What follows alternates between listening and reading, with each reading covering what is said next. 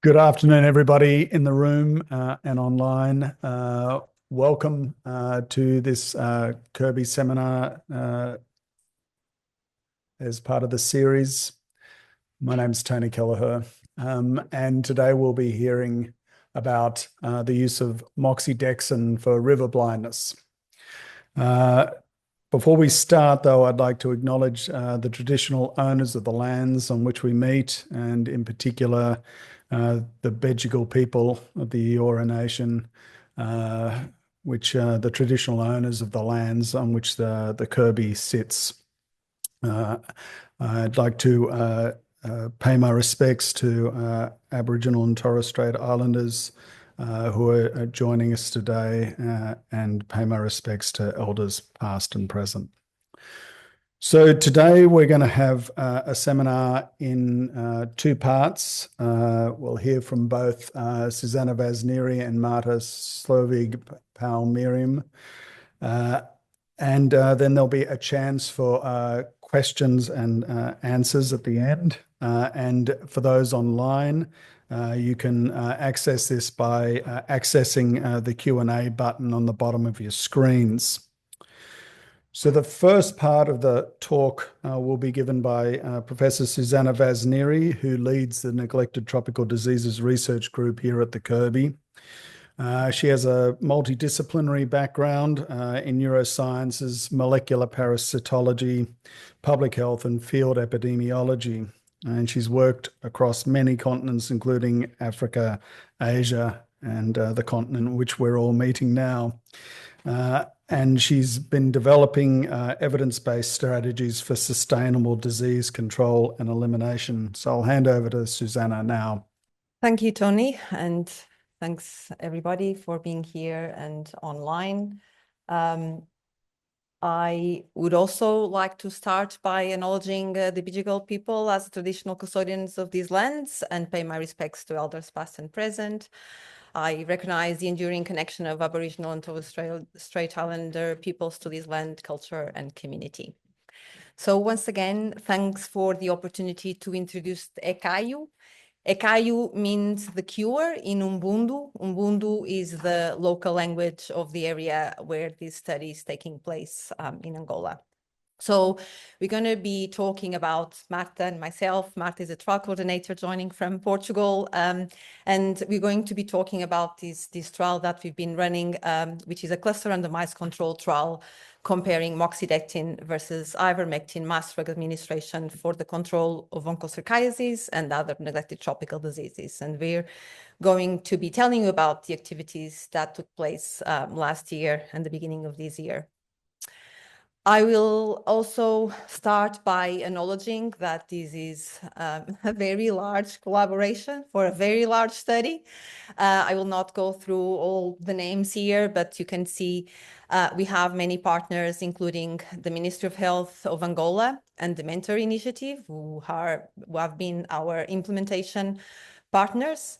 We have also various collaborators across Australia, including at La Trobe University, Melbourne University, MCRI, and also partners based elsewhere, including USA, Canada, and the Netherlands. And Medicine Development for Global Health is also a collaborator in this study. This trial is funded by the Australian government through an NHMRC clinical trials grant with additional contributions from a more recently awarded Synergy grant. So I think this is the first time we talk about onchocerciasis on a seminar series. So it's a neglected tropical disease, also called river blindness. It affects around 21 million people worldwide. It's caused by nematode, Onchocerca volvulus, and it's transmitted through the bite of black flies of this Simulium species. And how it works is that with the fly bites, larvae enter the skin and mature and form nodules beneath the skin. These adult larvae can live up to 15 years in a host.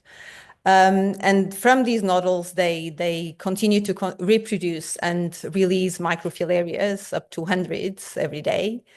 And that's what then causes symptoms. And symptoms include itching, disfiguring skin conditions, and visual impairment that can lead to blindness.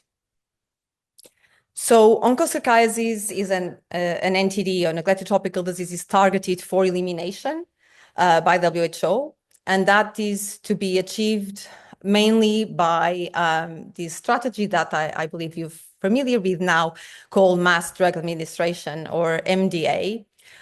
So that with ivermectin. So basically, everybody who is eligible to receive ivermectin in an area at risk of this disease receives ivermectin every year or twice a year. And so just to remind everybody, so MDA consists of the administration of medications without prior diagnostic. So some people will have the infection and many more people will not have that infection.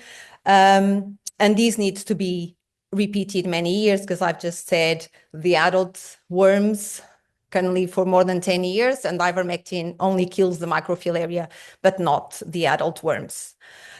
So obviously, individuals infected with onchocerciasis will benefit from this annual treatment, but if it's done as MDA, as a community treatment, it also has the potential to eventually impact transmission and lead to elimination. It just takes a long time. Okay, so moxidectin is a medication of the same family as ivermectin, and it has been used in animals for many years, as many of the antiparasitic drugs that we use for ourselves. They have been also used in animals even before and for longer. Moxidectin has been shown in several individual level clinical trials to be more efficacious than ivermectin. So, for instance, for onchocerciasis, 12 months post-treatment in individual level trials, so treating people who are known to have onchocerciasis, the microfilaria density was reduced by 6 times in people who received ivermectin, and it was reduced 60 times in people who took moxidectin. So it's a massive difference in terms of efficacy and ability to kill parasites. These trials also found these and many others. There's been now more than around probably, with our trial, almost 50,000 people who have received moxidectin for onchocerciasis, and it has been found to be equally safe when compared to ivermectin. So advantages of moxidectin and also the reason why it's more efficacious have to do with the half-life. So moxidectin has a much longer half-life than ivermectin. So it lasts at a therapeutical dose in our system for around a month. So basically it has the potential to kill many more microfilaria. And also another advantage is that while ivermectin is administered based on a person's weight or height, moxidectin is administered in a fixed dose. So when you talk about MDA programs where like drug village health workers go around and give drugs to people with not a lot of qualifications, it's just easier to have a fixed dose. So Medicines Development for Global Health is a non-for-profit pharmaceutical company that has developed moxidectin for human use. And moxidectin has been approved by the American FDA in 2018. And more recently also has been approved for use in children 4 and above. And recently, or around the same time, the Ghanaian government has also approved, or the Ghanaian FDA has also approved moxidectin. And they are, in fact, the first country using moxidectin in a pilot implementation program of MDA in regions where they've had onchocerciasis for many decades, and they have not been able to eliminate the disease. So they decided to go straight from the efficacy trials to a programmatic implementation. What we are doing, and based on these efficacy trials, we want to demonstrate the public health benefit of moxidectin compared to ivermectin. So ours, EKAIO, is the first trial comparing the impact of moxidectin MDA versus ivermectin MDA on onchocerciasis and other neglected tropical diseases. We have a few more aims of the trial, secondary aims. So we also want to look at transmission and genetic diversity in the study area. Obviously, this is an NHMRC grant, so we don't have fundings to run the trial over 10 years or until we reach elimination. So we are going to use disease transmission modeling to be able to predict the longer term impact of moxidectin, including how long it would take with moxidectin to reach elimination. And we also have a social science research component where we want to investigate the community acceptability of MDA with both regimens. So now a bit on the trial side. So we are doing this trial in Angola, which is a lower middle income country in Southern Africa. You can see that in red there, with around 31 million people. It's endemic for multiple entities, including onchocerciasis, soil-transmitted helminths, and scabies. While for some entities, there have been some ongoing mass drug administration programs, that's not the case for onchocerciasis. And BA province in the center of the country there is known to the Ministry of Health as highly endemic for onchocerciasis and therefore was chosen for this study. So this is a two-arm cluster randomized trial. We are conducting MDA in an area of around 30,000 people. Marta will explain, originally we thought it would be 50,000 people, but it's actually 30,000. And basically this size was chosen as an area that we thought we could handle, the size and the population. So these villages are clustered into 20 clusters. So clusters are a group of villages, and they are then allocated on a 1-to-1 ratio to MDA, either with ivermectin or moxidectin. And then we are conducting MDA annually for 3 years with annual surveys just before each round of MDA. Sample size was calculated for the primary outcome, which is prevalence of onchocerciasis, as I mentioned. And so we are expecting around 2,000 participants, age 5 and above, to provide a skin snip. And this is based on an estimated baseline prevalence of 25% and a reduction to 15% in the ivermectin arm and 5% in the moxidectin arm.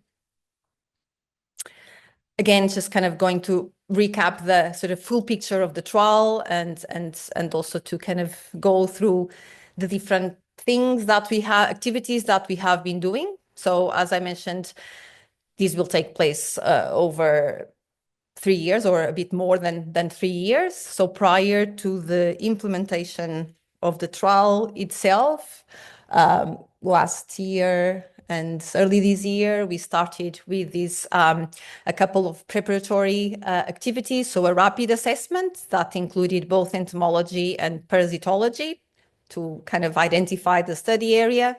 And then the big block of activities just before the arrow where we are, it's basically the baseline. So activities. So we proceeded by a village prospection. So we really needed to define the study area. And then we did the baseline survey, again, from between June and August of last year. That included an entomological component and a parasitological component. And then followed by MDA, so that M there, followed by monitoring of serious adverse events, and followed by an acceptability study earlier this year. And so that red is where we are now. And the same block of activities will be repeated again later this year, starting from October and 24 months and then 36 months. And that's when we will assess the endpoint, so the final prevalence of onchocerciasis and any other secondary outcomes. And we will give a final round of MDA just for ethical reasons, because we will be visiting communities, so we should treat them as well. Okay, and now I'll stop and let Marta do the rest of the speaking, because she's been leading all the field work. Thanks, Susana. And so it's now my job to introduce Marta Solveig Palmeirim, who is in Portugal at the moment. And so it's 4 a.m, or in fact, 4:15 a.m. And so she's gone above and beyond to do this, as well as set up this trial. So Marta is an epidemiologist specializing in neglected tropical diseases. She has experience in clinical trials, epidemiological surveys, public health programs focused on onchocerciasis, soil-based, soil-transmitted helminths, schistosomiasis, and other neglected tropical diseases. And she's the coordinator of this trial. So I'll hand over to Marta. Thanks, Marta. Thank you so much, Tony. And hi, everybody. Thank you for being here with us today. We just came from the study design, and Susana told you about some preparatory activities that we had prior to the trial initiation. So we first had to figure out which of the areas within the province was most appropriate for our trial, meaning which one had the highest seroprevalence of onchocerciasis. And then we actually had to go a step further and map out the whole area, understand from that area with the highest seroprevalence which exact line would we delimitate, and which villages would we include. And so for that, we did a village prospection. So I'll tell you a little bit about these two activities, which allowed us then to start the clinical trial. So the rapid assessment was conducted in January and February 2024. The goal was to assess the onchocerciasis seroprevalence in these 3 areas. So here up in the north, Andulunhareia, Hutatu and Kuninga, and Trumba and Catabola. These 3 areas were selected near rivers, up to 10 kilometers around rivers. We had a parasitology component, so we collected samples from people living in these 3 areas, and an entomology component, which was actually conducted and led by Martins, who I believe is probably there in the room with you, in the context of his PhD. So the sample size we selected was 500 people per each of these 3 areas, which allowed us to detect the prevalence of at least 15% for OV16. OV16 is an antibody detected in people who were previously or currently infected with onchocerciasis. So in every one of these 3 areas, we selected 500 people. This was done by selecting 10 villages, within each village, 10 households, and within each household, roughly 5 people, so that we could have 50 people per village. We collected blood samples through finger pricks, dry blood spots, more concretely, for participants aged 1 year and above. And then we used these dry blood spots to conduct rapid diagnostic tests to detect the antibody OV16. We also collected thick blood smears on slides that were then GIMSA stained to detect another parasite, Loa Loa. And this was also done for everyone aged 1 year and above. It's important to check for Loa Loa because in areas where Loa Loa prevalence is high and intensity is above a certain threshold, there is a risk of treating people with ivermectin. So everyone who was 15 years and above responded to a questionnaire, risk factor questionnaire. Of these 3 areas, we found that the area with the highest seroprevalence was area C, which is the area at the north, or most north. We found a seroprevalence of 46.4%. We had a wide range of seroprevalence amongst villages, anything between 24 and 70.2%. So very high variability between villages. we had only one case of loa loa, and it was a very low intensity. 1 microfilaria was detected on the slide. And the seroprevalence is adjusted to the clustering by village and household. So this is the area that was identified as the best area for our trial site because it had the highest seroprevalence. So here we have the results by age group. With onchocerciasis, you expect that older people have higher seroprevalence or prevalence in general because it is a cumulative effect. So we did find that pattern. You can see here that people above the age of 46 had 73.3% seroprevalence. And we did see that very small children, 1 to 5 years old, already had been exposed to the parasite with a 5% seroprevalence. This section is about the entomological work that was done. You have Martins here in a picture with two of our colleagues that were doing the entomology in the field. Martins and his team started by doing breeding site assessments. So they went to villages and tried to find areas where the black fly might be breeding, since black flies breed in rapids, in rivers.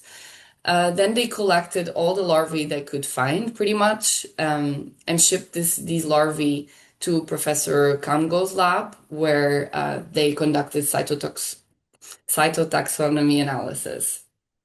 Results from this cytotaxonomy analysis were very interesting. They found 3 different cytospecies, and in these breeding sites, we had the vast majority were possible to prospect, 88.8%. And in terms of the larvae found, we found that in our study area, the one we selected for our study area, which is area C, we had 81.5% chance, or not chance, so we had a proportion of 81.5 with the larvae identified. So then, once we established that we wanted to do our study in the north of the province, we then went on to do the mapping of the villages in this area, because we had no idea which villages existed. The local authorities were also didn't have a lot of information, so we needed to find the location of these villages, collect coordinates. We need to know the names of the villages, how many exist, how many households and how many residents exist in these villages, so that we can then define our final study area. So we had 3 teams of 6 people going around in cars and motorcycles, depending on the roads, and basically visiting every single village they ran into and they knew about. So they visited around 220 villages, and after collecting data regarding the population reported by village heads, we had reached around 130,000 people. And as you may remember, our goal was 55,000 people. So we stopped and we went ahead and defined our study area, which is in blue on this map. And we expected to have 55,000 people in here, but later we figured out, once we started actually registering every single person living in this area, we realized we actually only had around 30,000. We carried on because we found that it was still significant, or still appropriate for our study design. So here in yellow, you have our final study area. In purple is not study area, and you'll see that here we have a large, or can't say large, but a town that was excluded because it is not a rural setting, and we were focusing only on rural setting. So we have 80 villages in our study area, and these villages were divided, like Susana told you, into 20 clusters. 10 would receive ivermectin and 10 would receive moxidectin, depending then on eligibility at an individual level. And these clusters were grouped or were created in such a way that we'd have around 3,500 residents per cluster. There are villages you will see here. I'm not sure how well you can see, but there are villages that were so large, they had 4,000 residents, that they are one cluster on their own, whereas there are other villages that have a few dozens of people that then were grouped into clusters to form clusters of around 3,500 people.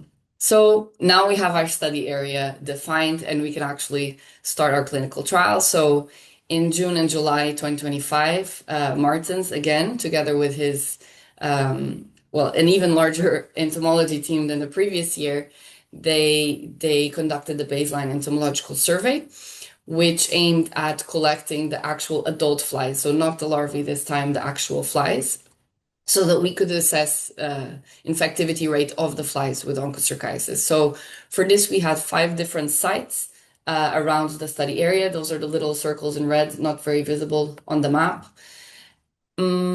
We had set up 15 host decoy traps. I'll show you in a moment what a host decoy traps looks like. They did 6 weeks of work, 2 or 3 days a week, to collect these flies, and they collected around 24,000 adult black flies during this time.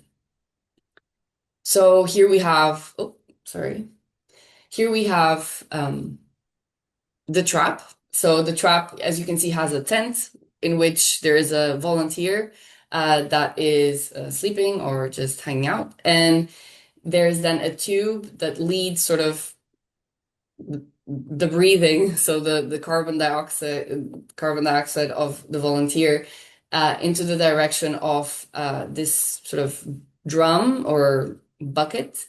And this black bucket, you may be able to see in the bottom picture, has this film on the outside, which has glue. So, and it has inside, it has warm water. So it sort of acts as an animal that is ready to be bitten. And together with, so the warm water plus the CO2 that is being expelled through the tube attract black flies to this drum. And the black flies then sit on the black film and get stuck there.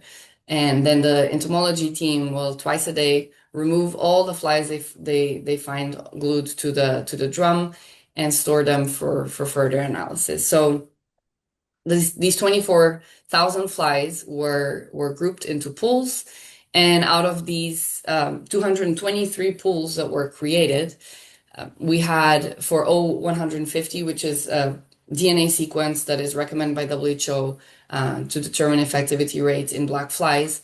We had over half, so 52.9% of the pools were infected with or had O150 detected through PCR. And we also did a PCR using ND5 DNA sequence, which is apparently slightly more sensitive. So in the case of ND5, we had almost 60% infectivity rate. So once we were done with the entomology survey, we proceeded to our parasitological survey, where we collected samples from residents in our study area. So we collected, so our aim was to look at several different diseases, onchocerciasis, as you know already. So for onchocerciasis, we had multiple types of methods being used. We collected skin snips. I'll show you in a video how that's done, but it's basically a little piece of skin on the iliac crest that is collected. And we do microscopy on those skin snips to find the microfilaria in the skin snip. Then these skin snips were then stored and were sent to Professor Warwick Grant's lab, where they will undergo genome sequencing. We also collected the dry blood spots, like the same way we did in the rapid assessment in 2024. And these dry blood spots were then used by Claudia, visiting postdoc in our group, and the team in the National Institute for Health Research in Angola. They then conducted rapid diagnostic tests, 2 types of rapid diagnostic tests, which I'll tell you more about, to detect exposure to onchocerciasis. And we had a skin examination that was done. For the detection of Loa Loa, we collected thick blood smears, which were Giemsa stained and read through microscopy. We also collected stool samples for the detection of salt-transmitted helminths. This will be done in Dr. Vito Colela's lab. Samples are there already through stool multiplex PCR.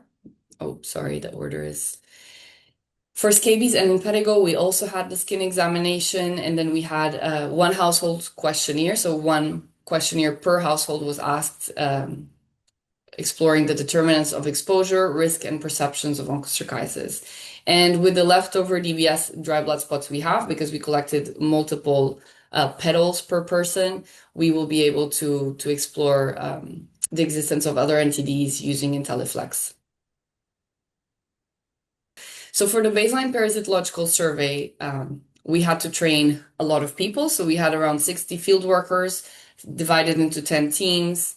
We had 15 here, it's a 5, but it's actually 15 lab technicians. So as you can see, we started by doing our training of all the field and lab technicians. We distributed all the materials. We head out to the field. As you can see, the roads are not great, but at least it wasn't raining.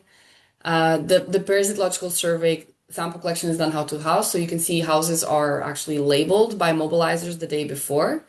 And then here we have several teams together because it was the first couple of days, but then they split. Everybody who would like to participate is asked to sign an informed consent form for themselves and their children. Every single household responded to a questionnaire, as I mentioned. And here we have a colleague doing a skin examination. We collected stool samples.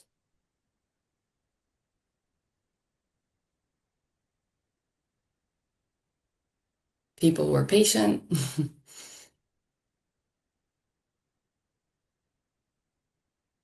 And we collected these dry blood spots I told you about for the rapid diagnostic test for onco. We also collected the thick blood smears. I don't think they show up in the video, but we also collected thick blood smears. And then we took all the samples to the lab, where the lab received the samples, did a small inventory or fast inventory, checked the quality of all the samples, and then proceeded to, these are the thick blood smears being stained with GIMSA for low detection. And we actually had a second phase where we collected the skin snips. It was not done simultaneously, unfortunately. And here we are sensitizing the population for giving us these skin snips, which are a little scarier, although not very painful, but we did. Then we took them with us to the lab, where we weighed every single skin snip, which was very laborious. They're very tiny. And we had the inverted microscopes to find the microfilaria.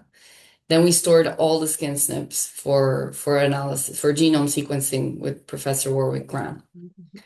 So this parasitological survey was done in 60 out of the 80 villages in our study area.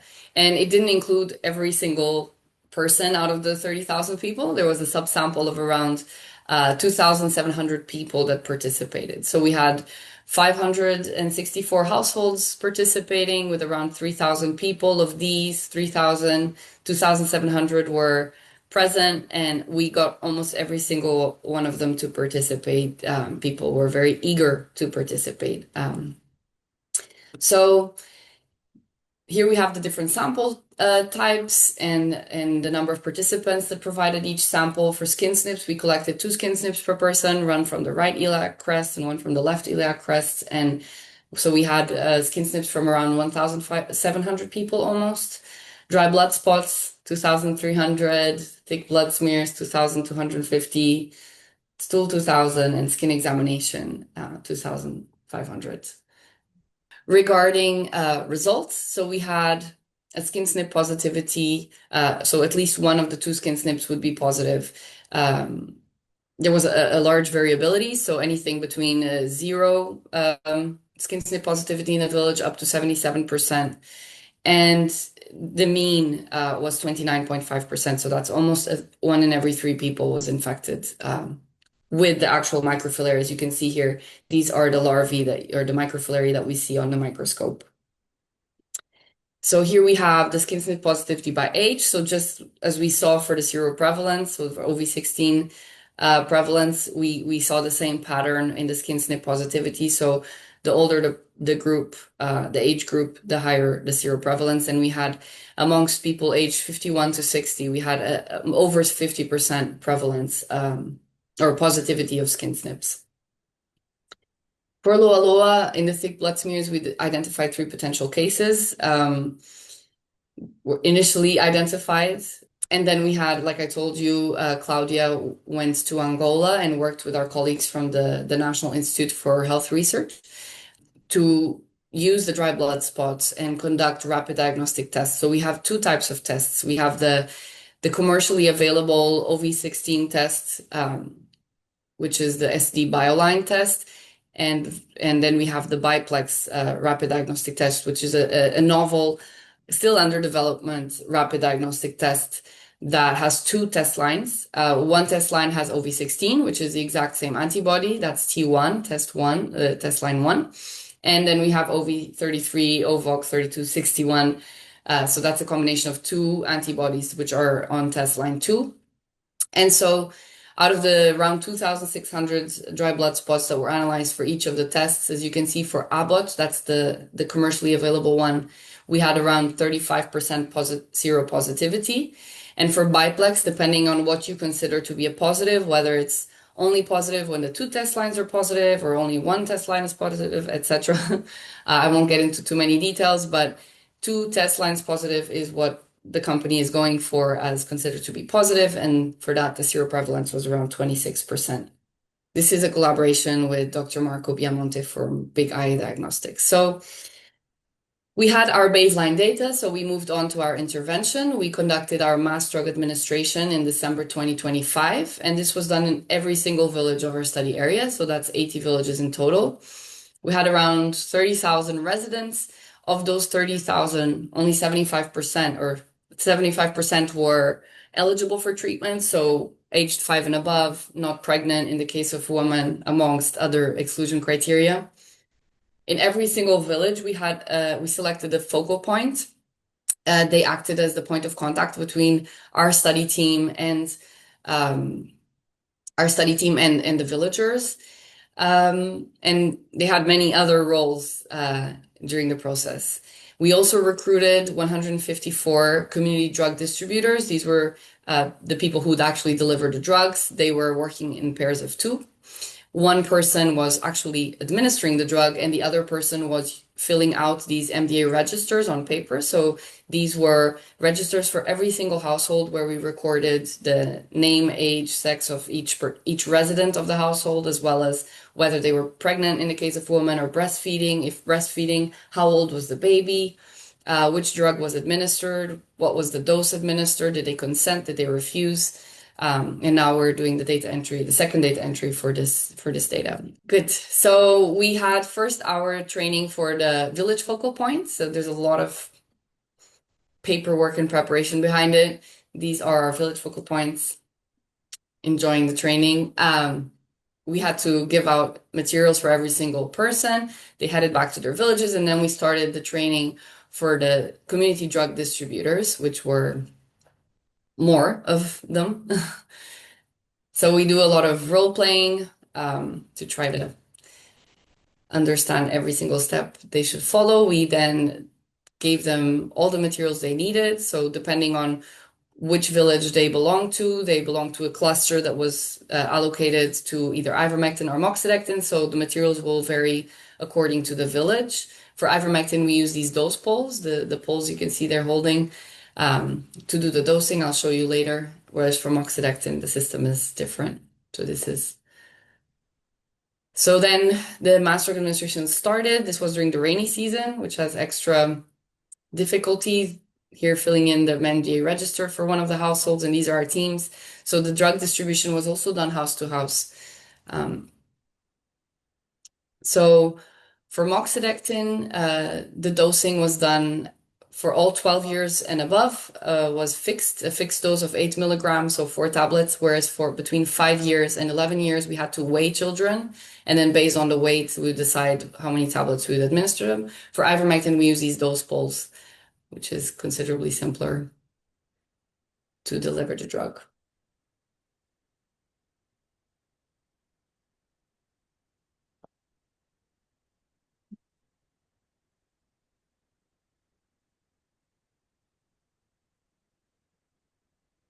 And that's it. Oh, yeah. So I told you already a little bit, and I won't perhaps get into too much detail, but for ivermectin, we treated everyone 5 years and above and 90 centimeters tall and above. And then that would give us using the dose pool, we could assess how many tablets to give people. We excluded all pregnant and women breastfeeding infants that were below the age of 45, which is what's done by the Ministry of Health in Angola. And anyone who had severe illness. There are a few other exclusion criteria. For moxidectin, it was everyone aged 5 and above and 13 kilos weight and above that was included. I've already told you about the dosing based on weight between 5 and 11 years or fixed dose 12 years and above. And we also excluded pregnant women, and all breastfeeding women were offered instead ivermectin if they were eligible as well. So here we have the Mass Drug Administration preliminary results. So here for the moxidectin arm, you'll see we had around 15,500 people in villages or in clusters allocated to moxidectin, and for ivermectin, 14,600. And I will go straight to the end. Well, maybe focus on the fact that we had very few refusals, which is exciting, to be expected in an area where people do suffer a lot from the disease and are very eager for treatment. But we also saw that the coverage that we achieved amongst eligible people was around 86% for both treatment arms, which was successful. So during the first 3 months post-drug administration, we actually did serious adverse event monitoring. So anything that were to lead to a death or hospitalization of someone in our project or in our study area had to be reported to us. So we had a wide range of things, car accidents, etc. happen. And so village focal points were trained to inform our in-country trial manager of any potential serious adverse event that they identified. There was a car on standby to support, to transport people if necessary. And so once one of these potential SAEs was reported to our in-country trial manager, she would enter this information into REDCap. Some of us, so PI, trial coordinator, in-country medical monitor would receive an alert. The in-country medical monitor had 3 days to decide whether it's considered a serious adverse event or non-serious adverse event. If it was a serious adverse event, it moved on to the sponsors independent physician, who would then decide on causality, expectedness, and then classify whether it's a SUSAR or not. If SUSAR, it would be reported to HREC. And so here we have, during these 3 months, this was the data we collected. So we had, for ivermectin, potential SAEs were roughly the same for both treatment arms, confirmed SAEs, 9 for ivermectin, 7 for moxidectin. Serious adverse reactions, there were 2 for moxidectin, 0 for ivermectin, and there's 1 case which was classified as a SUSAR for ivermectin. And we have a data safety monitoring board that met in March and will meet soon again to discuss these outcomes. So finally, we had an acceptability survey to understand whether the population accepted both of these drugs, and this was actually led by Professor Alison Quintel and Dr. Claudia Duguay at the Kirby Institute in Canada. It was about 8 weeks after the MDA, and we had basically 3 different methods being used. We had a quantitative cross-sectional survey, which was done in 500 people. We had in-depth interviews that were done on 8 adults in 4 of the clusters, so 32 in total. And we had focus group discussions that were done in 4 focus group discussions in 4 different clusters. And these were all done in villages that were found to have both high and low coverage during MDA to cover all sorts of scenarios. So for the cross-sectional survey, this is just the preliminary results. We had about half of people were men, half were women. People were assigned to roughly, so balanced in terms of drug. I'm going to try to go faster. Sorry. Professor Alison Quintel developed this metric where they asked 9 different questions to assess to score people's acceptability, and I won't get into too much detail, but I will go straight to the results and show you that in the spider plot, you will see ivermectin is the red line and moxidectin is the blue line. And each of these ABC is one of the 9 questions or affirmations that they had to agree or disagree with. And you will see that they nearly overlap. So the acceptability of both drugs seems to be very similar. For ivermectin, was 28.8 out of 36, and for moxidectin, 29.1. We also conducted the in-depth interviews. We don't have results yet. We're still doing the transcriptions and then translations. And the same for focus group discussions. The analysis is still ongoing. So now, next steps in our trial, we are doing all the data cleaning, data analysis, and drafting publications. There are several papers being prepared, and we are simultaneously preparing for the next round of activities, which will begin in October with the entomological survey, parasitological survey, and then we plan the next MDA round in December, so 12 months apart from the previous MDA rounds. And there's a lot of people to thank, so I'm not going to get into details, but thank you all very much for listening to us today. Thanks, Marta. So this is now open for questions. If you're in the room, can you please go to the microphone and ask the question via the microphone so that people online can hear you, and we'll get the online. So Greg? Marta and Susana, firstly, amazing work, incredible project. Just in terms of the antibody detection, which is sort of cumulative exposure, I presume, versus the skin snip sort of prevalence determination of active infection, when will you have the data on the active infection sort of baseline prevalence? Yeah, we have the data for the microfilaria, so the microscopy of microfilaria, and that's where we found 29.5% mean for villages, mean positivity rate. Was that your question? But yeah, we were. Sorry, I missed that. So the antibody prevalence was 45 or? That was in the rapid assessment. Yes, now it was around 35%, 35. And the active infection was 29%, was it? That's right, 29.5. Well, that is the mean village positivity rate. Yeah, we're still doing analysis. This is still preliminary data. Is that surprising that the active infection proportion was so high amongst the antibody positives? Is it? Okay, I think that in the context of a non-MDA context, this is not surprising in our opinion, because basically people haven't been treated yet consistently. So I mean, V16 doesn't, antibodies are created in a lot of people who get bitten, but doesn't necessarily translate into a proper infection. So there will be, so that difference may correspond to that, like you just wouldn't have had a proper infection. But in a setting without MDA, I would expect the values to be similar. Is there anything online? Nothing online? So, John, if you want to. While John's coming up, so either of you said the logistics of this are extraordinary. So just, I've got 15 questions, but I'll ask one. So how did you advertise and get the interest in these villages for these people to volunteer? Marta, do you want to go ahead? Because you... Yeah. Volunteer to participate in the study, like to receive the Mass Drug Administration, or?